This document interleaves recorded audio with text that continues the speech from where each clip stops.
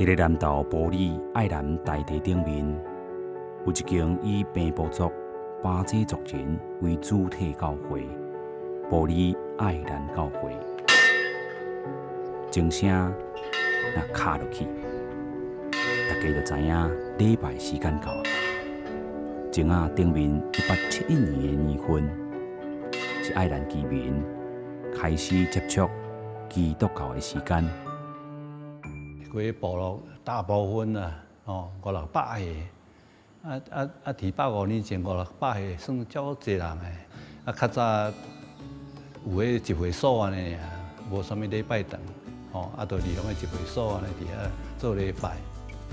1871年，乌牛栏社的头人搬开山母间，拍蜡受伤，伊前往台南接受长老教会马雅各医师的治疗，了后康复。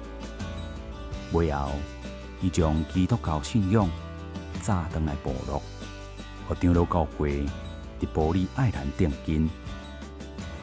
请吴牧师带领领唱团队以及诗班进场。巴济族原本是台中丰原的平埔族，因为19世纪发生的过百年事件，冲突后迁徙来到埔里，经过济代通婚融合，巴济族人家己的文化，却豆豆消失去。伫丰原的时阵，遐都是有迄个汉人入来了后，人讲好做有长山公，无长山马，所以过来了后，拢带这妇人安尼。因此时，爱兰教会除了宗教的功能，上重要的就是扮演巴济族文化、语言复振的角色。所有平埔族的，因为中断太久，所以被汉化已经太深了。现在的年轻人要学的东西太多了，要再回过头来去学习的人，应该算很少了。和爱兰教会做伙推动巴济文化、语言复振的巴济文化工作室，展示巴济族人过去使用的农经、采集的器具，也有不少巴济族文献，以及学习巴济语言的册。为了保存文化，巴济族人和爱兰教会展开文化复振运动。2003年成立南投县巴济族群文化协会。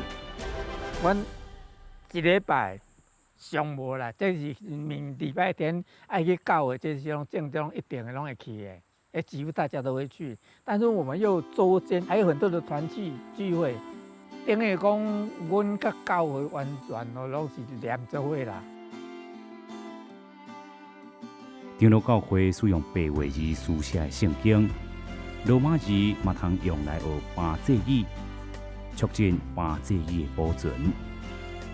咱以前无迄个文字，阮有迄个罗马拼音了后，阮就会真侪要办活动，是册啦，是歌谣，咱会通透过咱的罗马拼音甲写出来，大家会当好点仔唱。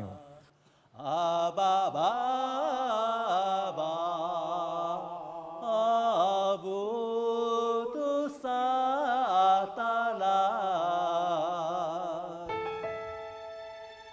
巴济族人打拼复振家己的文化，但法令限制，即阵也毋是法定的原住民族。协会无法度伫学校体制推广母语，埔里爱兰教会功能就变搁较重要。就算复振文化语言的路困难重重，因要是继续延续信念，推广落去。